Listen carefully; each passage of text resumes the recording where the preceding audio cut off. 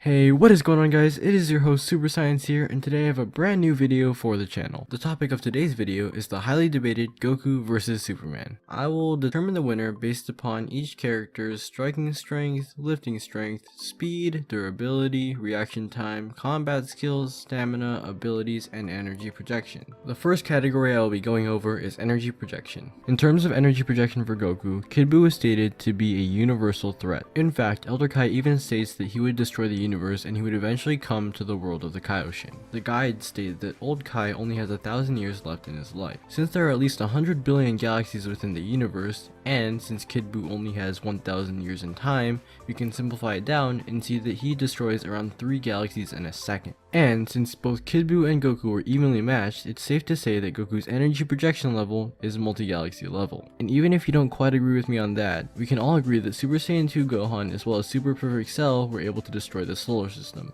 And since Goku had 8 extra years to train, as well as unlocking the Super Saiyan 3 form, he must at least be galaxy level. For Superman's energy projection, he's shown on many different occasions to be able to tank solar system level attacks, or black holes. But if you want to see New 52 Superman's highest end feats, he's able to tank an attack that even the strongest of forces in the universe cannot handle. Also, he's able to fight against a 5th dimensional being. Although he takes many hits and is destroyed a few times, he actually is able to get in a few hits as well. However, the only problem with using these high end feats is that Superman's power is extremely inconsistent. For instance, his strongest attack, in which he emits all of his solar radiation in one go, is called the Super Flare. And stated in this strip, Superman's Super Flare would only be 200 megatons worth, which is only 4 times the SAR bomb. Let's just say that Superman has a bunch of low end feats as well as high end feats. But a good average amount of power for the whole character in general would be around galaxy level to multi-galaxy level, placing him around even with Goku. Now we're going to move on to both of these characters in terms of speed.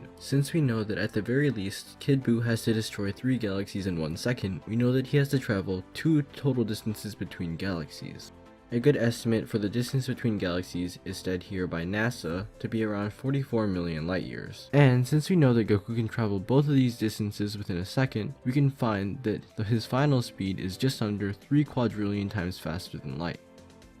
And even if you disagree with me on that feat, we can use Kame's spaceship to scale Goku's speed. Kame's spaceship was actually able to travel from Earth to Jupiter in 3 seconds. This means that Kame's spaceship moves around 653 times faster than light. In addition, Goku's spaceship was around 6 times faster than Kame's spaceship. And while King Kai could easily track Goku in his spaceship, he was not able to track Goku and Frieza based upon their speed. But since this is a Super Saiyan 1 Goku from Namek, who is star level at best, we have to convert him to a Super Saiyan 3 Goku at the end of the Buu arc. Since there are at least 200 billion stars within a galaxy, and we know that Goku is multi-galaxy level, Goku has at least gotten 200 billion times stronger since then. Multiplying the value by 200 billion, we get to see that Goku's max speed at Super Saiyan 3 would clock in at just under 1 quadrillion times faster than light.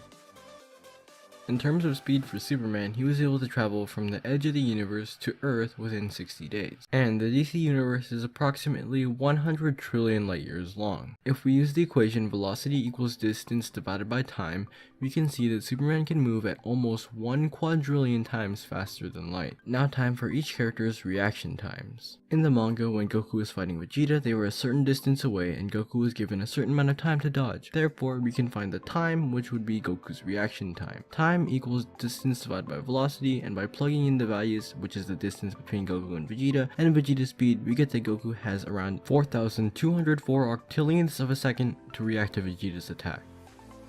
A good estimation of the distance that Superman has to travel in order to block or punch would be around 2 meters, and dividing that by his speed, we get that he can move at 1,111 septillionths of a second. Now I'm going to look at each character's striking strength. In order to find the equation for how hard one can hit, we're going to use the formula force equals mass times acceleration. According to the super exciting guides, Goku is 62 kilograms in mass. The formula for acceleration is the change in velocity over the time it takes for that change to occur. Using the same feat from Goku's reaction time, we get to find the time variable in order to find acceleration. In order to solve for acceleration, we need to subtract the initial velocity from the final velocity and divide from the time it takes to get from each point. And if we do a simple division, we get to see that Goku's acceleration is 1.98 e plus 47 meters per second squared. Now, force equals mass times acceleration. Plugging in the values of 62.1 and 1.98 e plus 47, we get that Goku's total force is 1.23 e plus 49 newtons. To put that into perspective, the average boxer punches with 776 pounds of force.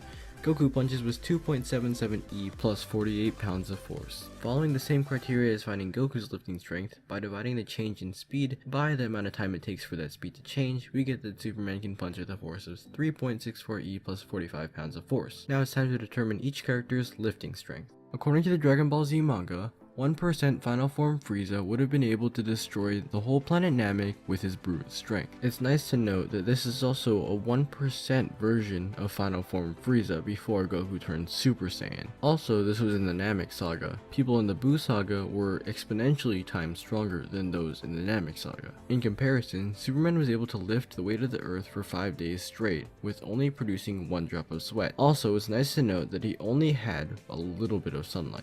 The next category is durability. As I said earlier, Super Saiyan 3 Goku and Kid Buu were trading hits evenly, therefore Goku has a durability of Galaxy level plus to multi-galaxy. Superman's durability ranges greatly dependent on certain variables, for instance the writer as well as the storyline. However, Superman has showed on 3 separate occasions to be solar system level, 1 occasion to be only city level, another occasion to be questionably universal, and a final to be trading hands with a 5th dimensional being, which ultimately places Superman from Galaxy level to multi-galaxy level, around the same as Goku. Now on to combat skill. Goku mastered his Turtle Hermit training, the same training that gave him superhuman abilities. Goku then trained under the God or Guardian of Earth, who trained him how to fight super powerful demons. Goku then trained under King Kai, the guardian of the northern quadrant of the universe.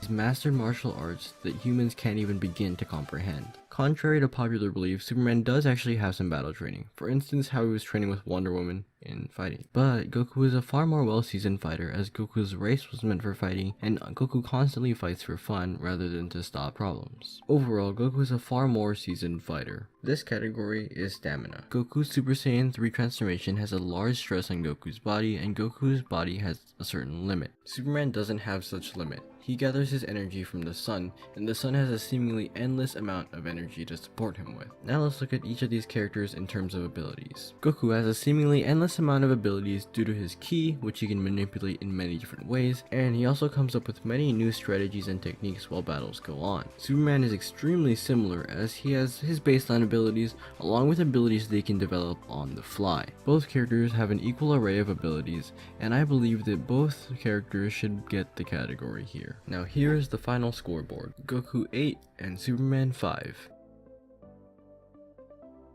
But this doesn't necessarily mean that Goku would win every single fight they compete in. If we use Superman's extremely high-end feats, then Superman would be able to stomp Goku because he was easily able to take a universal force as well as handle a 5th dimensional being. Also, in Superman's page on one of the guidebooks, it says that he's a match for any hero or villain, meaning that he can evenly match himself with Goku even if Goku is stronger than him. And finally, many different writers concluded that Goku or Superman could win depending on the variables. Oh god, this video is finally over. I really spent a lot of time in this video and I'm really glad that it's over, and I know that I was kind of serious throughout this video, so I promise next video I will be a lot more humorous. I want to give a big thanks to SuperGhost and DMLs for providing me with scans of Superman. Both of all of their social medias are down in the description, so if you want to contact them in any way, just check out the description. I really hope you guys did enjoy this video, and if you did, please be sure to hit a thumbs up and watch my previous videos.